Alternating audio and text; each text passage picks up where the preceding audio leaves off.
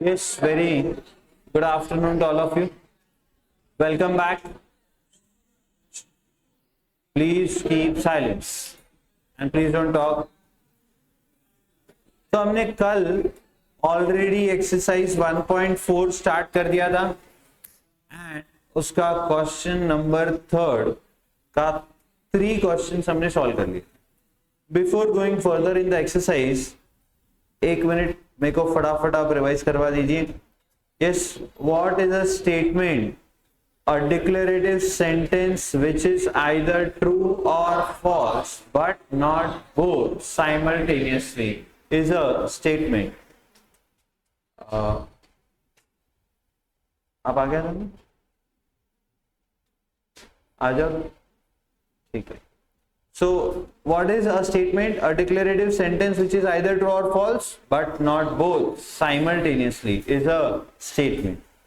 A statement can be either true or false. इसे कहते हैं truth value of a statement. बराबर है? हाँ. स्टेटमेंट की ट्रूथ वैल्यू किस पे डिपेंड करती है? स्टेटमेंट क्या है उस पे डिपेंड करती है. करेक्ट है. इसके बाद क्या सीखा था हम?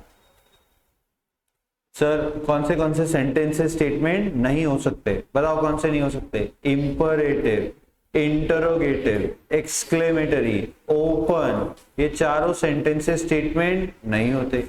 ओपन सेंटेंसेस स्टेटमेंट क्यों नहीं होते? सर क्योंकि उनमें एक कंडीशन छुपी होती है जिसकी वजह से वो स्टेटमेंट की ट्रूथ वैल्यू बताना पॉसिबल नहीं, एंड इसीलिए वो सेंटेंस क्या होते हैं? स्टेटमेंट नहीं हो पाते. बट उन्हें हम स्टेटमेंट बनाना सीखेंगे. मे बी आज हम वो डिस्कस कर सकते हैं. ग्रेट. आफ्टर दैट हमने क्या पढ़ा? सर दो स्टेटमेंट्स को जोड़ना सीखा. जोड़ना है तो क्या यूज करना पड़ेगा? कनेक्टिव. बताओ कौन से कनेक्टिव्स का इस्तेमाल करके हम दो स्टेटमेंट्स को जोड़ सकते हैं? एंड, और, not, if, then, if and only if. Correct है. एंड के इस्तेमाल से जोड़कर बनने वाले कंपाउंड स्टेटमेंट को क्या कहा जाता है? कंजंक्शन. और से बनने वाले को डिसजंक्शन. नॉट से निगेशन. इफ देन से conditional. And if and only if से बाय कंडीशन. याद आ रहा है? हाँ. सर अगर हमें इन कंपाउंड स्टेटमेंट की ट्रूथ वैल्यूज चाहिए, ऑब्वियसली किसी एक स्टेटमेंट की ट्रूथ वैल्यू अगर मुझे पूछनी है तो वो स्टेटमेंट क्या है वो देख करके हम ट्रूथ वैल्यू बता देंगे. और अगर दो स्टेटमेंट्स को जोड़कर एक कंपाउंड स्टेटमेंट बनाए और अब इस पूरे कंपाउंड स्टेटमेंट की ट्रूथ वैल्यू बताना है तो वो कैसे हम बता सकते हैं? तो सर उसके लिए पहले वो दो सिंगल स्टेटमेंट की ट्रूथ वैल्यू बताओ ना, और फिर इन पांचों कनेक्टिव्स के गोल्डन रूल्स बताओ ना. बताओ कंजंक्शन का गोल्डन रूल क्या है? If both are true then only true, other. Disjunction का गोल्डन रूल, निगेशन का गोल्डन रूल उल्टा कर दो, बराबर है. इफ देन यानी कंडीशनल का गोल्डन रूल,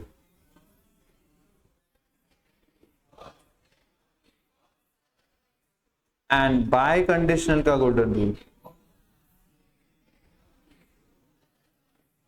याद आ रहे? पक्का? श्योर? हाँ. ऑलरेडी मैंने आपसे कहा है कि अगर आपके कोई भी लेक्चर्स इसके पहले के रहे हैं तो वो आप YouTube पर देख सकते हो. अभी हमने वो लेक्चर्स को लाइव रखा हुआ है. वो कभी भी वहां से निकल जाएंगे, लेकिन तो जल्दी देख लोगे तो दिखेंगे, बाद में वो बंद हो जाएंगे, फिर दिखेंगे नहीं YouTube पर. YouTube पे अपने चैनल का नाम है GSA और आगे मेरा नाम लगाना है यश छाजेड़. तो आप सिर्फ यश छाजेड़ भी टाइप करोगे तो भी आ जाएगा, GSA यश छाजेड़ टाइप करोगे तो जल्दी आएगा. ओके. तो उस पर आपको प्लेलिस्ट मिल जाएगी, वहां पर आपको ये सारे लेक्चर्स मिलेंगे. आगे बढ़ता हूँ.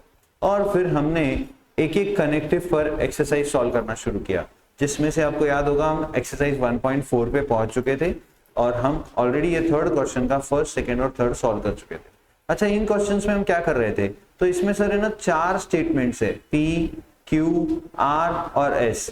इन 4 स्टेटमेंट्स के बीच में अलग अलग कनेक्टिव्स का इस्तेमाल करके इन्होंने कुछ कंपाउंड स्टेटमेंट्स पैटर्न्स बना के रखे हुए, स्टेटमेंट पैटर्न्स बना के दिए हुए, और आपको इन स्टेटमेंट पैटर्न्स की ट्रुथ वैल्यू निकालने बोल रहे. बात समझ में आ रही? आ रही ना सर? बिल्कुल आ रही. तो हमें ये स्टेटमेंट पैटर्न्स की ट्रुथ वैल्यू ढूंढनी है. पहले तीनों के हम ढूंढ चुके थे. चलो 4 से स्टार्ट करते हैं. तो आइए लिखे 4. थर्ड हो गया था, इसके बाद मैं यहां लिख रहा हूं 4. क्या दिया है, P conditional Q by conditional negation p disjunction q, negation p disjunction q, correct.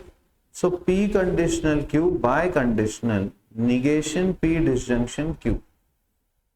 बताओ p क्या दिया है, ट्रू, q भी क्या दिया है, true, bye conditional negation of p क्या दिया है, ट्रू, और q भी क्या दिया है, ट्रू. ग्रेट. अब पहले ब्रैकेट सॉल्व हो जाएंगे, तो गोल्डन रूल्स लगाओ. बोलो कंडीशनल का golden rule, if first is true and second is false then only false otherwise true. तो ये ट्रू हो जाएगा. फिर यार डिसजंक्शन का रूल लगाओ, if both are false then only false otherwise true. तो ये ट्रू हो जाएगा. करेक्ट है. फिर पहले निगेशन होगा इसका, तो ट्रू का निगेशन क्या हो जाएगा, फॉल्स. और अब बाय कंडीशनल का गोल्डन रूल लगेगा, if both are same then only true otherwise false. तो ये पूरा कंपाउंड स्टेटमेंट का ट्रूथ वैल्यू क्या आएगा, false. अच्छे से समझा. हाँ, बड़ा आसान है. फोर्थ हो गया. फिफ्थ, चलो आगे. लिखने का काम थोड़ा फास्ट करेंगे, आप मेरे साथ लिखते जाएंगे फटाफट. डन. तो come to fifth.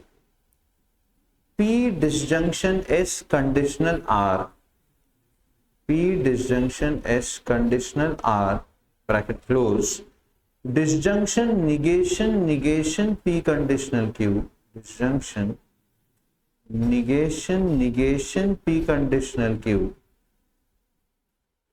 disjunction S. एक बार प्लीज आप सभी लोग मेरे लिए ये रीड करोगे, बोलो एक साथ, P disjunction S conditional R, disjunction negation P conditional Q, disjunction S. याद हो रहा है ना. हाँ, ग्रेट. अब P के जगह Q के जगह ट्रू लिखना है, और R और S ये दोनों स्टेटमेंट फॉल्स है. ऐसा क्वेश्चन नहीं बोला है. हमें P Q R S statement क्या है पता नहीं, पर उसकी ट्रूथ वैल्यू उन्होंने दी है तो हम वो यूज कर रहे हैं. तो लिखो true disjunction false, conditional false, disjunction negation true, conditional true, disjunction false. अब पहले ब्रैकेट सॉल्व हो जाएंगे.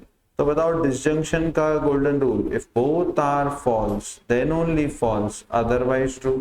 ये कंडीशनल F जैसे का वैसा, डिसजंक्शन ये बाहर वाला निगेशन बाद में करेंगे, ये निगेशन भी बाद में होगा, पहले ये कंडीशनल हो जाएगा. तो बताओ T कंडीशनल T दिया है, कंडीशनल का गोल्डन रूल क्या है, if first is true and second is false then only false otherwise true. तो ये ट्रू हो जाएगा क्योंकि यहाँ दूसरा फॉल्स नहीं है.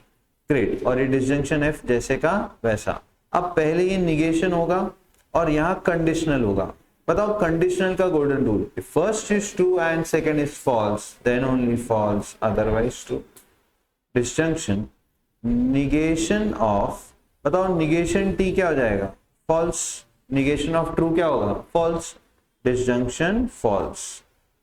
अब ये बताओ फॉल्स डिसजंक्शन फॉल्स, तो इसका गोल्डन रूल बताओ डिसजंक्शन का, if both are false then only false otherwise. तो ये दोनों फॉल्स है तो ये फॉल्स हो जाएगा. करेक्ट. फिर false disjunction negation of false is obviously true, तो ये निगेशन कर दिया मैंने इसका. और अब फाइनली डिसजंक्शन का rule again, if both are false then only false otherwise true. तो इस स्टेटमेंट की ट्रूथ वैल्यू क्या आ गई, ट्रू, जब P और Q ट्रू है और R और S फॉल्स है. समझ रहे हैं ना. बड़ा आसान है बच्चों. हाँ, पर जो बच्चे रेगुलर है उन्हें ये जमेगा, आपको नहीं तो लेक्चर देखना पड़ेगा. बार बार ये बात बोल रहा हूँ, बट आपको ये जल्द से जल्द कर लेना चाहिए क्योंकि ये बहुत आसान है. हो गया. That was fifth. Come to sixth. ये लिखना हुआ है क्या सबका?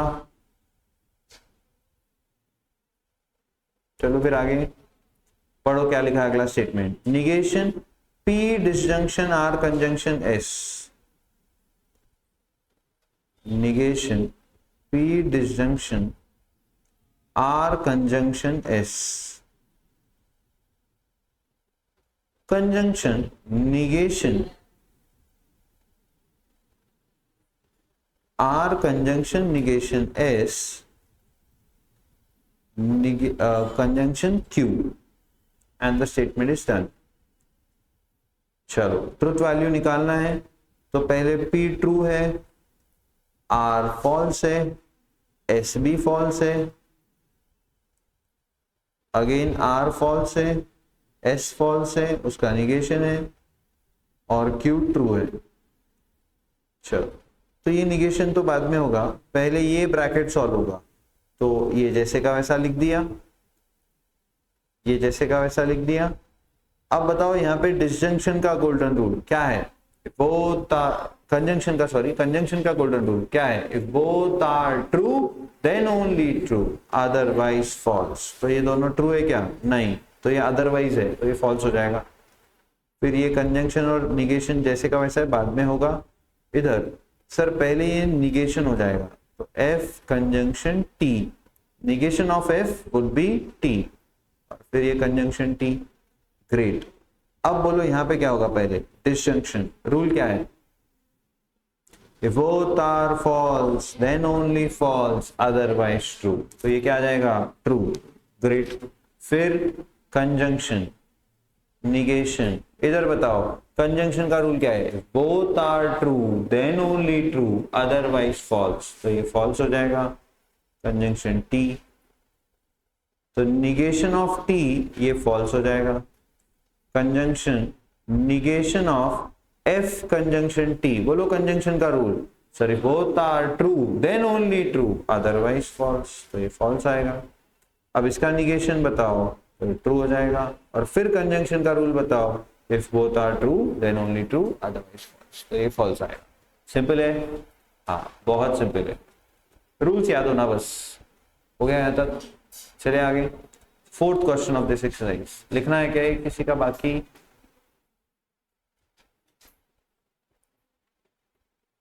Done. Assuming that the following statements are true, क्या बच्चों दिए हुए स्टेटमेंट्स ट्रू है ये मान लेना है आपने। हाँ, P संडे इज हॉलीडे, तो ये वो बोल रहे कि आप सोचो मत ट्रू है कि फॉल्स। जैसे आपसे पूछे तो आप ट्रू कहोगे, लेकिन हमारे इंटरमीडिएट वाले बच्चों से पूछोगे तो बोलेंगे फॉल्स है कि हमको संडे को भी छुट्टी नहीं देते सर। तो P Sunday is holiday true है, ये क्वेश्चन कह रहा है। And Q Ram does not study on holiday. Sir Ram Shyam नाम घनश्याम सभी संडे को कोई पढ़ाई नहीं करता। Find the truth values of the following statements. तो नीचे इन दोनों को यूज करके कुछ स्टेटमेंट्स लिखे हैं, उनकी ट्रुथ वैल्यू बताओ। स्टेटमेंट का मतलब हो या ना हो, आप बस ट्रुथ वैल्यू पे फोकस करो। क्या लिखा है? संडे इज नॉट हॉलीडे और राम स्टडीज ऑन हॉलीडे। पहले मेरे को इसका सिंबॉलिक फॉर्म बताना जरा। तो बच्चों P क्या था? संडे इज हॉलीडे, लेकिन यहां क्या लिखा है? Sunday is not holiday. तो क्या निगेशन P लिखा है? बोलो ना हाँ। और लिखा है तो और के लिए कनेक्टिव क्या है? डिसजंक्शन। अच्छा, राम स्टडीज ऑन हॉलीडे, यहां बताओ Q क्या लिखा था? Ram does not studies on holiday. तो क्या Q का भी निगेशन दिया इन्होंने? हाँ, यानी इस दिए हुए स्टेटमेंट का आपका जो सिंबॉलिक फॉर्म है वो क्या बनेगा? Negation P disjunction negation Q। बात समझे? पक्का? Yes sir. Next, if Sunday is not holiday, लिखेंगे अपन उसको एक साथ, पहले सारे कर ले रहे। तो if Sunday is not holiday then Ram studies on holiday. क्या ये P है? क्या ये निगेशन P है? सॉरी, नॉट है ना, यहाँ पे संडे इज हॉलीडे था, यहाँ इज नॉट है। और यहाँ राम स्टडीज ऑन हॉलीडे, क्या ये निगेशन क्यों है? हाँ। और क्या इनके बीच में इफ देन दिख रहा है? हाँ, तो ये कंडीशनल है। यस। और last, Sunday is a holiday P and conjunction Ram studies on holiday, ऊपर Q जो दिया है उसका निगेशन दिया है, तो P कंजंक्शन निगेशन। अब मुझे इन सबकी ट्रुथ वैल्यू भी ढूंढना है। तो पहले काम करते हैं, फटाफट सिंबॉलिक फॉर्म भी लिख लेंगे। तो ये रहा आपका क्वेश्चन नंबर 4। इन्होंने जो दिया है वो लिख लो पहले एक बार। P Sunday is holiday, Q Ram does not study on holiday। Ram does not study on holiday.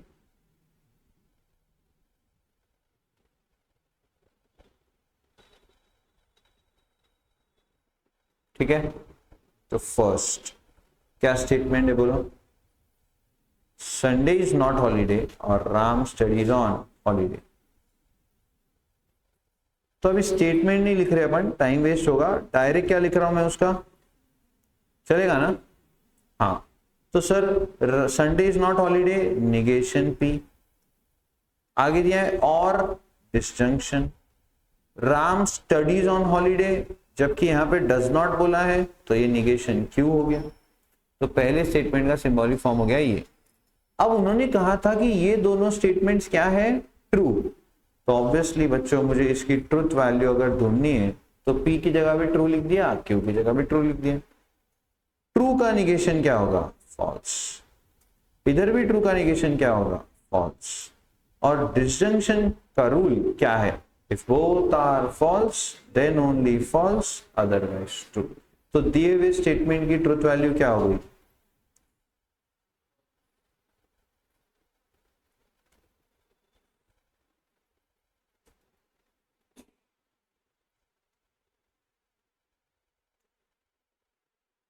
the truth value of the given statement is false.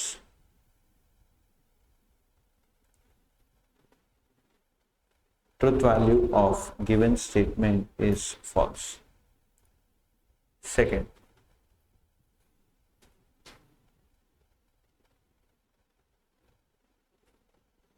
पढ़ो statement second, if Sunday is not holiday यानी negation P, then यानी if then तो conditional Ram studies on holiday, तो symbolic form बनेगा negation P conditional negation Q.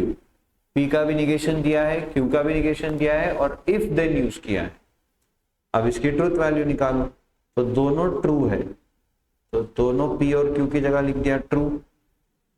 तो उनके निगेशंस पहले करेंगे तो ट्रू का निगेशन हो जाएगा फॉल्स, और अब कंडीशनल का रूल अप्लाई होगा, if first is true and second is false then only false otherwise true, तो ये ट्रू है।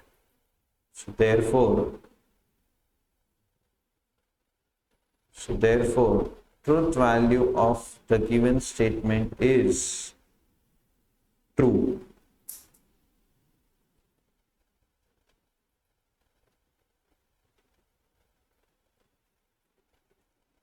डन।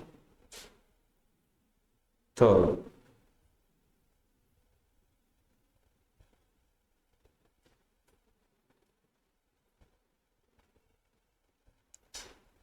पहले थर्ड का सिंबॉलिक फॉर्म बनाएंगे,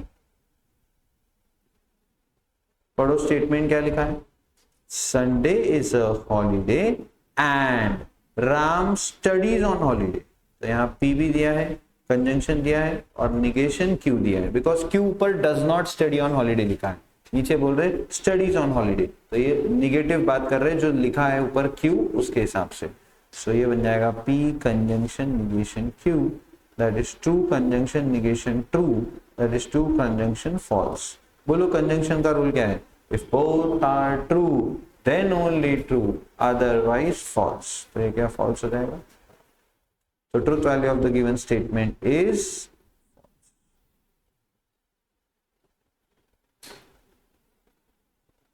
truth value of the given statement is false।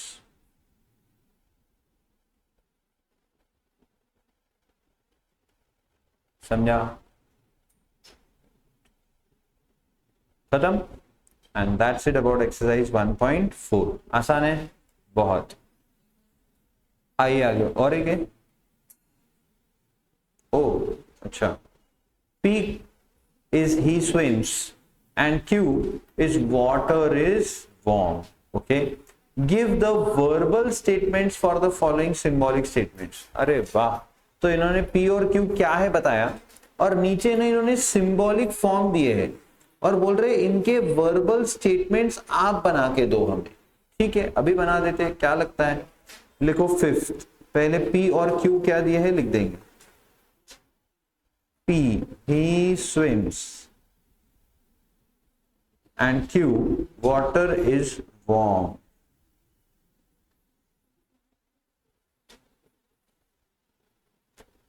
तो उन्होंने जो सिंबॉलिक फॉर्म दिए है उसके वर्बल फॉर्म करते हैं, P bye conditional negation Q, P bye conditional negation Q। हाँ बोलो, he swims if and only if, bye conditional है ना बच्चों, तो क्या यूज होगा, if and only if, तो P he swims, bye conditional if and only if, water is not warm, क्योंकि निगेशन क्यों बोला है तो इसमें नॉट यूज कर लेना, बस इतना आसान। सेकेंड क्या है, निगेशन P डिसजंक्शन Q,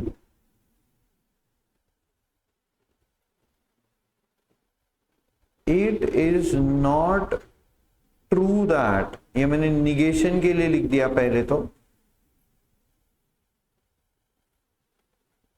ही स्विम्स, और ये और किसके लिए आया, डिसजंक्शन के लिए, और वाटर इज वार्म, ये आ गया P, ये आ गया Q, ये आ गया और ये आ गया निगेशन, बराबर हो गया थर्ड Q कंडीशनल P। तो if water is warm then he swims, पहले Q बोला है उन्होंने और फिर P बोला है, तो Q कंडीशनल P बोला है तो पहले मैंने if करके Q लिख दिया और then करके P लिख दिया, if then यूज किया, कंडीशनल था इसलिए, एंड Q और P ऑर्डर में यूज किया, done. Last Q conjunction negation P, Q conjunction negation P, तो water is warm and he does not swims,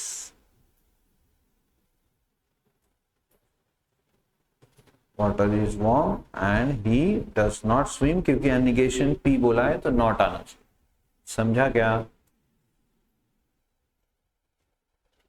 yes. और है क्या क्वेश्चन, कोई चेक कर लेते, एंड दैट्स इट, वाह, ये हो गया लिखकर, समझ गए अच्छे से। तो हमारे अब सारे कनेक्टिव्स यहां पर समझकर हो चुके हैं, अब हमें बढ़ना है आगे और कुछ इंटरेस्टिंग बातें पढ़नी।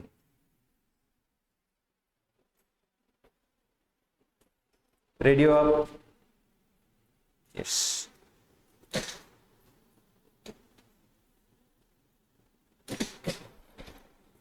तो ध्यान देंगे अच्छे से, हमने अभी तक के सारे कनेक्टिव्स पढ़ लिए, एंड, और, not, if then, if and only if, और उनसे बनने वाले कंपाउंड स्टेटमेंट्स की ट्रुथ वैल्यू भी निकालना सीख लिया, और अलग अलग स्टेटमेंट पैटर्न्स की भी ट्रुथ वैल्यू निकालना सीख ली, जब हमें उसमें यूज किए गए स्टेटमेंट्स की ट्रुथ वैल्यू पता है और कनेक्टिव्स पता है। बराबर है यहां तक सारी बात, हाँ ठीक है। अब बढ़ता हुआ आगे, और हम अब फाइनली उस मोमेंट पे आ चुके हैं जो मैंने आपको एकदम स्टार्ट में बताया था कि ओपन सेंटेंसेस को हम स्टेटमेंट में कन्वर्ट करने वाले हैं, किसका इस्तेमाल करके, क्वांटिफायर्स का इस्तेमाल करके। तो what do you mean by quantifiers, पहले हम ये देखेंगे, फिर इन क्वांटिफायर्स को यूज कैसे किया जाता है ये सीखेंगे। बहुत अच्छे से आप ध्यान देना, रीजन इसका ये है कि इस पर आपको एग्जाम में कंपल्सरी क्वेश्चन आएगा, जो अभी हम सीखने वाले हैं, कंपल्सरी क्वेश्चन आएगा, कई बार भी पूछ सकते हैं, कभी फिलिंग द ब्लैंक्स में पूछ लेते हैं, कभी 4 मार्क के लिए एक ही क्वेश्चन बना के पूछ लेते हैं, कभी 3 मार्क्स के लिए पूछ लेते हैं, डिपेंड करता है, तो आपको ये बहुत इंपॉर्टेंट है। ओके, तो सर क्वांटिफायर्स, 2 क्वांटिफायर्स हम सीखने वाले हैं। सर ये आपको शायद आप भूल गए हो, ए ऐसे नहीं लिखते सर, ए ऐसे लिखते हैं और ई ऐसे लिखते हैं सर, बराबर है ना, हाँ, तो जैसे लिखा है चुपचाप लिखो। These are the 2 quantifiers which we have to learn. One is universal quantifier and the other is existential quantifier. अब ये क्या होता है, विल अंडरस्टैंड, पे अटेंशन। शुरू करें, ध्यान देना। तो बेसिकली पहले क्वांटिफायर्स का इस्तेमाल क्यों होने वाला है? So to convert a open sentence into a statement, quantifiers will be used. Quantifiers will be used. So to convert a open sentence into a statement, what we are going to do? We are going to use quantifiers. Okay. तो एक open sentence को statement में convert करना है। Open sentences कभी भी statement होते हैं क्या? नहीं, बट उन्हें स्टेटमेंट्स में कन्वर्ट किया जा सकता है और वो क्वांटिफायर्स की मदद से होगा। अब कैसे होगा? So there are two quantifiers.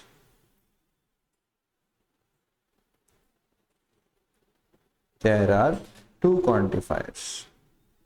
The first one is universal quantifier.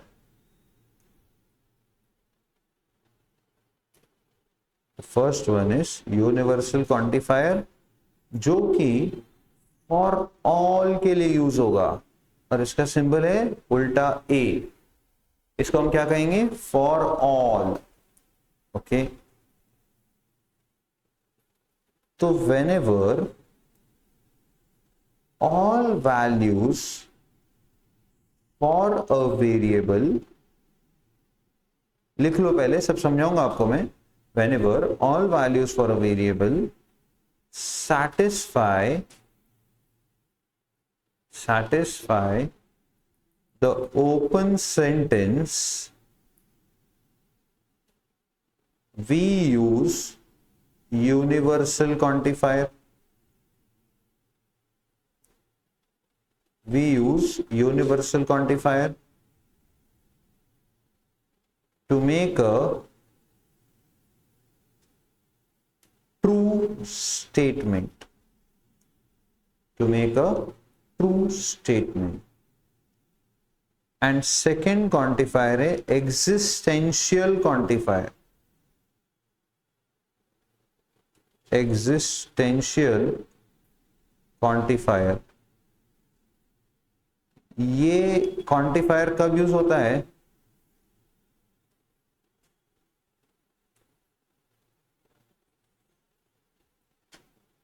ये क्वांटिफायर यूज होगा देयर एग्जिस्ट के लिए। अब देयर एग्जिस्ट क्या होता है समझाते हैं, पहले लिखने का काम कर लेंगे फिर सब समझाएंगे आपको, बड़ा मजेदार है। सो whenever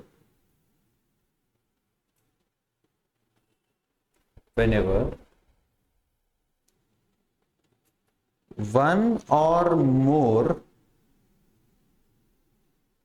but not all, whenever one or more values but not all for a variable satisfy the open sentence, we use existential quantifier to make a true statement. To make a true statement.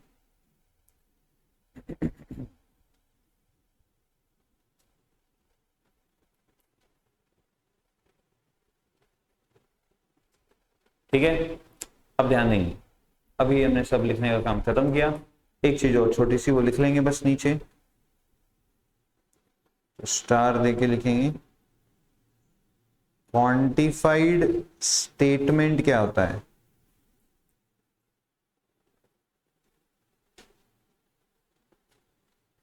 तो open sentence is converted into a quantified statement using quantifiers। तो quantifiers का इस्तेमाल करके हम जब एक open sentence को convert करते एक स्टेटमेंट में, उस स्टेटमेंट को क्या कहा जाता है? उस स्टेटमेंट को क्वांटिफाइड स्टेटमेंट कहा जाता है। ओके, फालतू बात है, बट ये कभी कभी फिलिंग द ब्लैंक्स वगैरह में डाल देंगे ऐसा, तो इसके लिए लिख दिया। सो जब भी एक सेंटेंस ओपन है उसमें हम किसी क्वांटिफायर का इस्तेमाल कर रहे हैं और वो क्वांटिफायर का इस्तेमाल करने के बाद वो एक स्टेटमेंट बन जाता है, तो वो कौन सा स्टेटमेंट बनता है? वो क्वांटिफाइड स्टेटमेंट बनता है। ग्रेट सर, तो अब तो आप बता ही दो ये सब क्या लिखा है आपने इतना सारा। शुरू करूं? हो गया लिखकर सबका?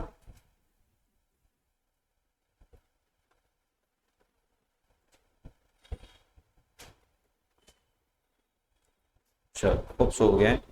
सो ध्यान देंगे, ओपन सेंटेंसेस कभी भी स्टेटमेंट नहीं होते हैं, ये हमने आपको पहले बताया था, बराबर है। और क्यों नहीं होते हैं ये भी बताया था। बताओ ओपन सेंटेंसेस स्टेटमेंट क्यों नहीं होते? क्योंकि उनमें एक कंडीशन होती है जो छुपाई जाती है और उस वजह से उस सेंटेंस की ट्रुथ वैल्यू ओपन हो जाती है कि वो आइदर ट्रू भी हो सकती है या फॉल्स भी हो सकती है। और हमें चाहिए कि सेंटेंस की ट्रुथ वैल्यू या तो ट्रू ही हो या तो फॉल्स ही हो, दोनों नहीं होना चाहिए साइमल्टेनियसली।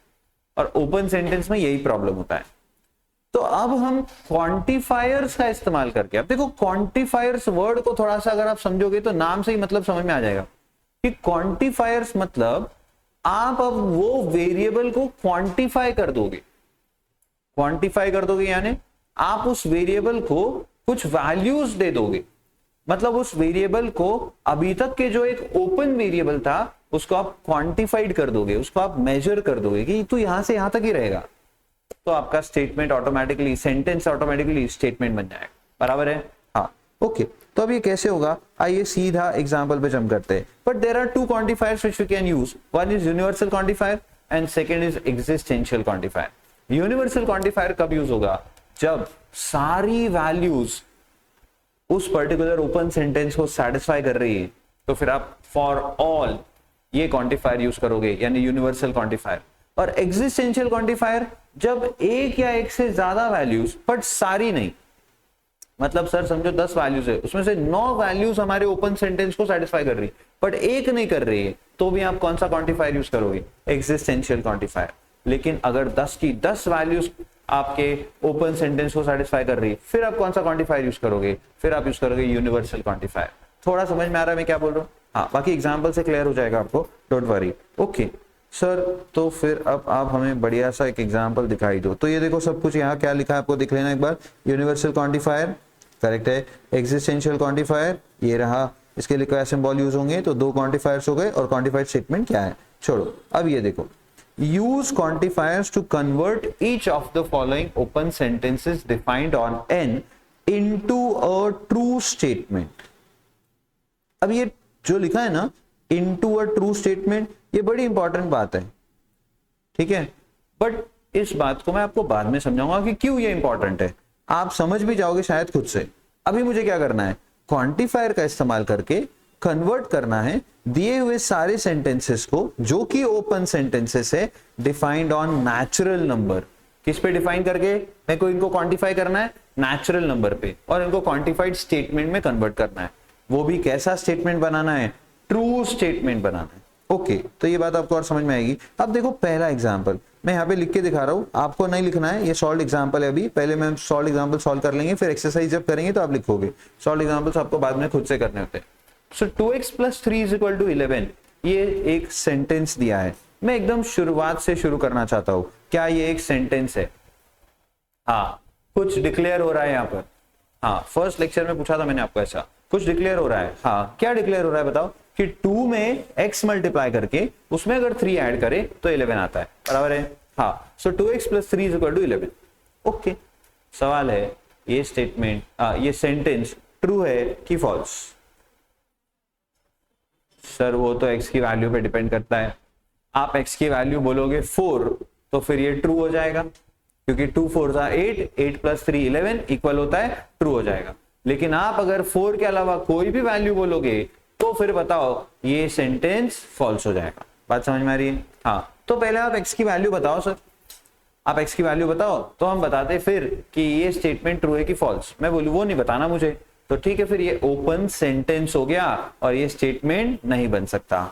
अब मैंने आपसे कहा कि नहीं, मुझे आप इसे स्टेटमेंट बना के ही दो। ठीक है, हमारे एक प्यारे सर है, उन्होंने हमें क्वांटिफायर्स का इस्तेमाल करके ओपन सेंटेंस को क्वांटिफाइड स्टेटमेंट बनाना सिखाया है, तो हम वो ऐसा कर देंगे। अब मेरे को एक बात बताओ, यहां पर ये जो ओपन सेंटेंस की हिडन कंडीशन है, यानी ये x की वैल्यू, क्या कुछ भी नेचुरल नंबर, इन्होंने डिफाइंड ऑन नेचुरल नंबर बोला है, तो ये भी बड़ी इंपॉर्टेंट बात हो गई कि किस पर डिफाइन करके आपको इसको क्वांटिफायर्स लगाने, नेचुरल नंबर। तो क्या पूछ रहा हूं मैं कि इस x की जगह पे कोई भी नेचुरल नंबर आया तो क्या ये इक्वल हो जाएंगे दोनों साइड्स? नहीं, सारे नेचुरल नंबर्स में कितने नंबर्स ऐसे हैं जो इसको सेटिस्फाई करेंगे बताओ? एक, कौन है वो? 4। तो 2 4 8 + 3 = what? 11। एंड सिर्फ एक ऐसी वैल्यू है जो इसको सेटिस्फाई करती है, बराबर।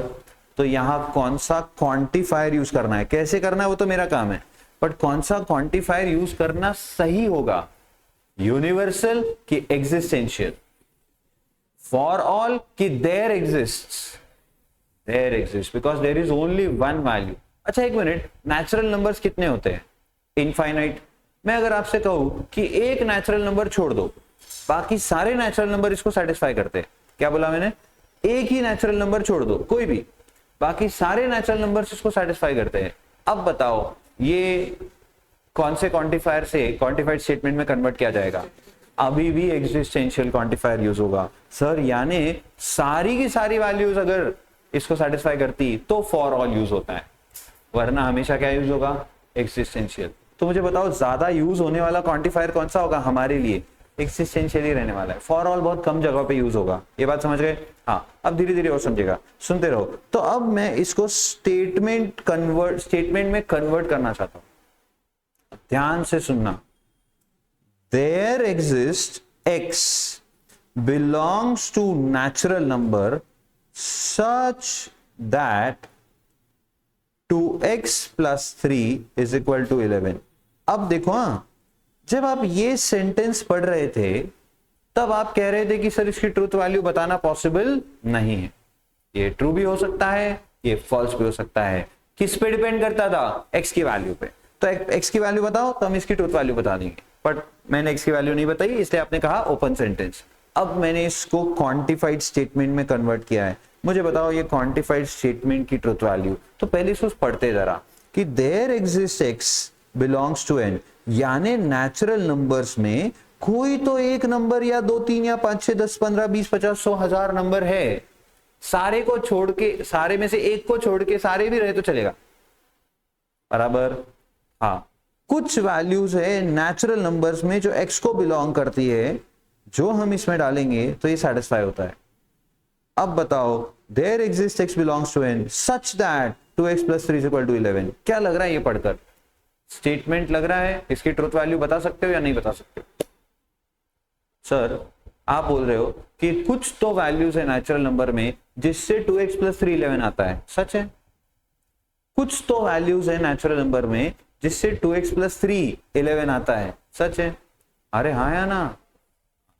कुछ तो वैल्यूज है नेचुरल नंबर में, जब मैं ये कह रहा हूं मतलब मैंने क्वांटिफाई कर दिया ना ये x को आया ना? हाँ, और जब ये ऐसा था तब सर ये पूरा ओपन था, ये ओपन था ना, कुछ पता ही नहीं था। लेकिन अब मैंने इसको क्वांटिफाई कर दिया, जैसे ही मैंने लिखा there exist x belongs to n such that 2x + 3 = 11, तो मैंने बता दिया कि कुछ ही वैल्यूज है, तो कुछ ही है, ये सच है, सारी वैल्यूज इसको फुलफिल नहीं करती।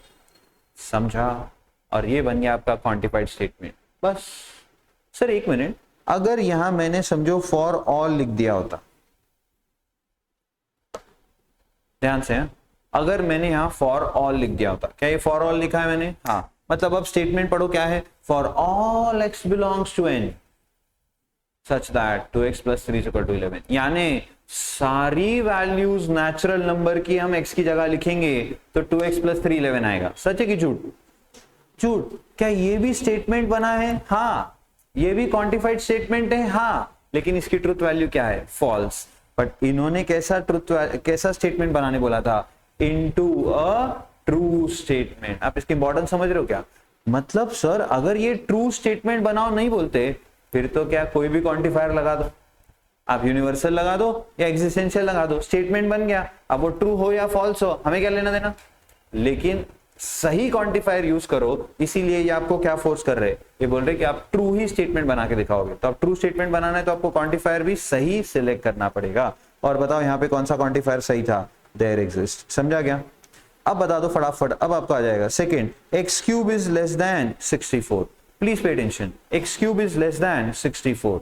सवाल है, ये ओपन सेंटेंस है, ये तो पता है सर, एक्स की वैल्यू नहीं बताओगे तब तक हम कैसे बताएं, बराबर। तो ये ट्रू या फॉल्स में क्लासिफाई नहीं कर सकते, इसके लिए स्टेटमेंट नहीं है। अब इसको स्टेटमेंट बनाना है, कौन सा स्टेटमेंट बना सकते हैं इसको, क्वांटिफाइड स्टेटमेंट। कैसे बना सकते हैं, क्वांटिफायर्स का इस्तेमाल करके। अब बताओ कौन सा क्वांटिफायर, और वो क्वांटिफायर को किस पे डिफाइन करना है, नेचुरल नंबर।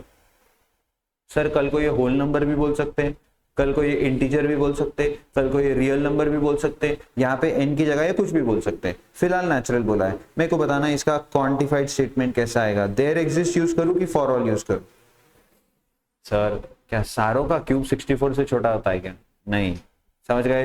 हाँ, सो क्या बच्चों, सिर्फ और सिर्फ 3 नंबर है जिनका क्यूब 64 से छोटा होता है नेचुरल नंबर में, 1 2 एंड 3। 4 का क्यूब तो इक्वल होता है, एंड 5 से क्यूब तो सारे बड़े हो जाएंगे। So there exist x belongs to n such that x cube is less than 64. Okay, help. x plus 5 is less than 9. For all use करूं कि देयर एग्जिस्ट यूज करूं, देयर एग्जिस्ट। तो मतलब एग्जिस्टेंशियल क्वांटिफायर। फिर से बोलो क्या बनेगा, there exist x belongs to n। कौन सी वैल्यूज जो इसको फुलफिल करती है, 1 2 3, बस 4 से इक्वल आएगा। अच्छा, यहां अगर इक्वल टू भी होता फिर क्या बोलते, 1 2 3 4, बस 5 से ये 9 से बड़ा होने लग जाएगा, बराबर है। अगर मैं यहाँ पे ये हटा दूं और लिखूं ग्रेटर देन, अब बताओ अब कौन सा क्वांटिफायर यूज होगा, अभी भी एग्जिस्टेंशियल क्वांटिफायर यूज होगा। क्यों, बताओ ना क्यों।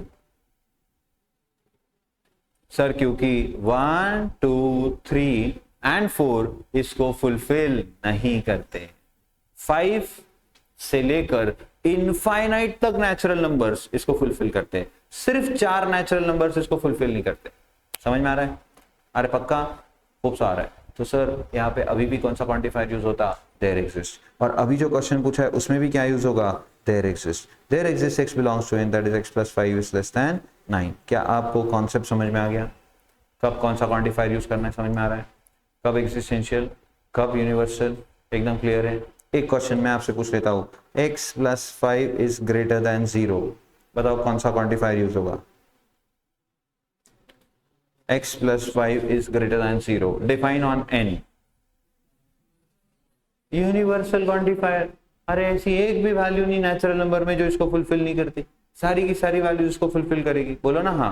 हाँ, तो क्या मैं यहाँ पे यूनिवर्सल क्वांटिफायर यूज करूंगा, x belongs to n such that x plus 5 is greater than 0।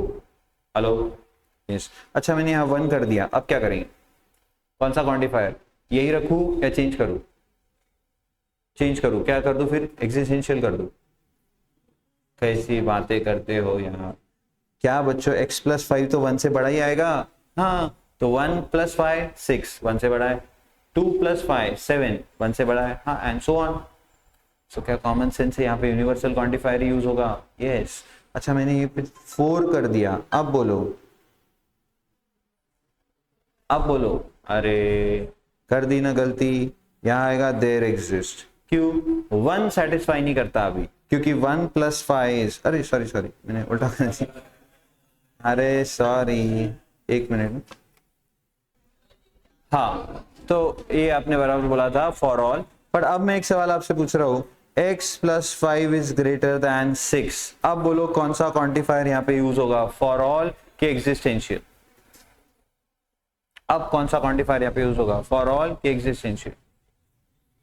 अरे बोलो, अब सर यहाँ पे यूज होगा एग्जिस्टेंशियल। क्यों, बिकॉज 1 + 5 इज इक्वल टू 6 और आपने क्या लिखा है ग्रेटर देन 6, तो ऑब्वियसली ग्रेटर देन 6 तो हो नहीं रहा अब, तो एक ही वैल्यू सिर्फ 1, बाकी सारे नेचुरल नंबर इसको फुलफिल कर रहे हैं पर सिर्फ 1 नहीं कर रहा, इस वजह से क्या हो गया एक्जिस्टेंशियल क्वांटिफायर। पर यहां मैंने इक्वल टू डाल दिया तो अब क्या हो गया, अब यूनिवर्सल हो गया। समझ में आ गई बात? यस चलो आओ इस पे एग्जांपल कर लेंगे फटाफट। तो ये देखो there exist x belongs to n, there exist x belongs to n, there exist x belongs to n। और भी इन्होंने कुछ एक सॉल्व एग्जांपल दिया है, इसमें क्या बोला है सर कुछ नहीं, इफ a इज 1 3 5 7, तो एक सेट दिया है जिसमें 4 एलिमेंट्स है, कौन कौन है बोलो 1 3 5 and 7, determine the truth value of each of the following statements. तो अब इनकी ना ट्रुथ वैल्यू निकालनी है, यानी इन्होंने क्वांटिफाइड स्टेटमेंट बना के दिए हुए हैं, आपको उन क्वांटिफाइड स्टेटमेंट की ट्रुथ वैल्यू बतानी है। क्या लिखा है there exist x belongs to a म्हणजे कौन सा सेट ये, तो जैसे पिछले क्वेश्चन में, बेवकूफ इधर ध्यान देना, जैसे पिछले क्वेश्चन में नेचुरल नंबर को बिलोंग्स टू हम कर रहे थे, तो सारे जितने भी हमने क्वांटिफाइड स्टेटमेंट बनाए थे नेचुरल नंबर पे डिफाइन किए थे। इस पर्टिकुलर क्वेश्चन में क्या करना है सर, जितने भी अब इन्होंने क्वांटिफाइड स्टेटमेंट दिए हैं वो ए के लिए डिफाइन करके दिए, तो ए ये सेट है उसमें 4 ही एलिमेंट्स है, तो अगर देयर एग्जिस्ट बोले तो 4 में से कोई तो एक सेटिस्फाई नहीं करेगा, 4 वैल्यूज है ना ऊपर 1 3 5 7, और अगर फॉर ऑल बोले तो चारों ने सेटिस्फाई करना चाहिए, तो फिर ट्रू होते जाएगा। बोलो हाँ चेक करो, there exist x belongs to a such that x square is less than 1, अच्छे से बताना 1 स्क्वायर 1, 3 स्क्वायर 5 स्क्वायर 7 स्क्वायर, क्या बच्चों ये कोई भी लेस देन 1 आ रहा है क्या? अरे एक भी लेस देन 1 आ रहा है क्या? तो अच्छे से चेक करो और बताओ there exist x belongs to a, मतलब x एक ही वैल्यूज लेगा और ऐसी एक तो भी वैल्यू है, देयर एग्जिस्ट है मतलब एक तो भी वैल्यू है, और एक से ज्यादा भी हो सकती है पर सारी नहीं, जिसमें x स्क्वायर लेस देन 1 आएगा। क्या बच्चों एक भी वैल्यू ऐसी है? नहीं, तो बताओ ये स्टेटमेंट भी क्या फॉल्स ही होगा? अभी तो ये स्टेटमेंट भी फॉल्स है, क्यों सर एक भी वैल्यू नहीं है, एक तो भी होनी चाहिए थी। अगर यहां मैं 0 ऐड कर दूं, अब बताओ अब क्या होगा? तो सर अब ये ट्रू हो जाएगा। अच्छा यहां 0 ऐड कर दूं लेकिन यहां फॉर ऑल ऐड कर दूं, अब बताओ क्या होगा? सर अब फिर से फॉल्स हो गया, क्योंकि आप बोल रहे हो सारी वैल्यूज के लिए ए वाली x स्क्वायर लेस देन 1 आएगा, सर सिर्फ 0 के लिए आएगा, 1 3 5 और 7 के लिए नहीं आएगा। आ रही बात समझ में? हाँ सिंपल बात है। ओके सेकेंड बताओ, ये फॉल्स हो गया। There exists x belongs to a such that x plus 5 is less than equal to 10. बताना 1 plus 5 6, 10 से छोटा है हाँ, 3 plus 5 8, 10 से छोटा है हाँ, 5 plus 5 10, इक्वल है, और वहां इक्वल टू भी बोला है उन्होंने तो इक्वल भी चलेगा हाँ, पहली तीनों ने कर दिया। 7 plus 5 12, लेस देन छोटा है क्या? नहीं, मतलब इससे सेटिस्फाई नहीं हुआ, बाकी तीनों से हो गया। कनेक्टिव जो क्वांटिफायर जो यूज किया हुआ है सही है क्या? एब्सोल्युटली सही है। अगर बच्चों यहाँ पे 7 की जगह सपोज 4 होता, अब बोलो क्या ये क्वांटिफायर सही होता? सर क्योंकि 4 + 5 भी 9 होता है, वो भी 10 से छोटा है, और अब सारी वैल्यूज ए की इस दिए हुए ओपन सेंटेंस को सेटिस्फाई कर रही है, और वो क्वांटिफायर कौन सा बोल रहे? देयर एग्जिस्ट, जबकि उन्होंने बोलना चाहिए था क्या? For all. समझा? तो ये एक्चुअली अब फॉल्स हो जाएगा अगर यहाँ 4 होता तो, बट अभी फिलहाल क्या है बोलो? ट्रू, क्योंकि 3 ही वैल्यूज ने सेटिस्फाई किया, एक ने नहीं किया, एंड देयर एग्जिस्ट यहाँ पे सही क्वांटिफायर है। Last, for all x belongs to a x + 3 is less than 9। क्या बोला? For all x belongs to a, सारी की सारी वैल्यूज एक ही, x + 3 लेस देन 9 आता है। बोलो 1 + 3 4, 3 + 3 6, 5 + 3 8, अब तक तो सब सही चल रहा था, लेकिन 7 + 3 10, ओहो ये लफड़ा हो गया। क्या इन्होंने फॉर ऑल बोला है? यस, तो क्या ये फॉल्स हो जाएगा? यस, क्योंकि सारी वैल्यूज इसको सेटिस्फाई कर रही क्या? नहीं, हाँ ये 3 कर रही है पर ये नहीं कर रही। अच्छा एक मिनट, अगर यहां मैं देयर एग्जिस्ट लगा दूं, अब बोलो स्टेटमेंट की ट्रूथ वैल्यू क्या होगी? ट्रू, अभी ट्रू हो जाएगा, करेक्ट। और ऐसा कर दूं या फिर ये फॉर ऑल ही रहने दूं बट यहाँ 7 की जगह 4 लिख दूं, अब बोलो अभी भी ये क्या हो जाएगी? ट्रू, बिकॉज 4 + 3 7, वो भी लेस देन 9 है। ग्रेट, तो फॉर ऑल सही हो जाएगा, फिर ये ट्रू हो जाएगा, पर अभी फिलहाल ये क्या है, फॉल्स। तो that's it, false, true and false. समझा? क्या आपको क्वांटिफायर्स एंड क्वांटिफाइड स्टेटमेंट समझ में आ रहा है? हाँ, मुझे सिर्फ इतना बताओ, पहली वाली स्टेटमेंट में ये एन पे डिफाइन करके आपको ट्रू स्टेटमेंट्स बना के दिखाने, ओपन सेंटेंसेस दिए, तो पहली वाली सेंटेंस में ये कौन सा क्वांटिफायर इस्तेमाल करेंगे? X square plus 3x minus 10 is equal to 0। पहले बताओ इस स्टेटमेंट को, अच्छा ये सेंटेंस को वो छोड़ दो, आप ऊपर क्या लिखा है छोड़ दो, सिर्फ इतना बता दो, ये सेंटेंस स्टेटमेंट है क्या? ये सेंटेंस स्टेटमेंट है क्या? सर ये सेंटेंस है, हाँ। कुछ डिक्लेयर हो रहा है, हाँ। इसकी ट्रूथ वैल्यू बताओ। सर कैसे बताए, जब तक आप x की वैल्यू नहीं बताओगे हम कैसे बताएं कि x का स्क्वायर करके उसमें से 3x ऐड करके -10 करेंगे तो 0 आता है? हम नहीं बता सकते। बात समझ में आती है? आती है। तो फिर क्या करें? तो सर इसकी ट्रूथ वैल्यू तो हम ऐसे ही नहीं बता सकते, तो आप क्या करेंगे? क्वांटिफायर का इस्तेमाल करेंगे। अब बताओ एक क्वाड्रेटिक इक्वेशन को सेटिस्फाई करने वाली कितनी वैल्यूज होती है? सिर्फ 2। क्या ये बचपन में सीखे हो कि एक क्वाड्रेटिक इक्वेशन के कितने रूट्स होते हैं? 2। तो इस क्वाड्रेटिक इक्वेशन को सेटिस्फाई करने वाली कितनी वैल्यूज होती है? सिर्फ 2। क्या सारे नेचुरल नंबर्स इसको सेटिस्फाई करेंगे? नहीं, 2 ही करेंगे। बराबर है? हाँ। तो मुझे यहाँ कौन सा क्वांटिफायर यूज करना चाहिए? फॉर ऑल कि देयर एग्जिस्ट। There exist. तो बताओ इसको कैसे लिखेंगे? There exist x belongs to n x square plus 3x minus 10 is equal to 0। बस बन गया क्वांटिफाइड स्टेटमेंट, खत्म। थोड़ा समझ में आया? पक्का? बाकी हम ये एग्जांपल्स कल लिख करके सॉल्व करेंगे, तब ये पूरा पक्का हो जाएगा। आज यहाँ रुकेंगे, let us start accounts 5 minute के ब्रेक से।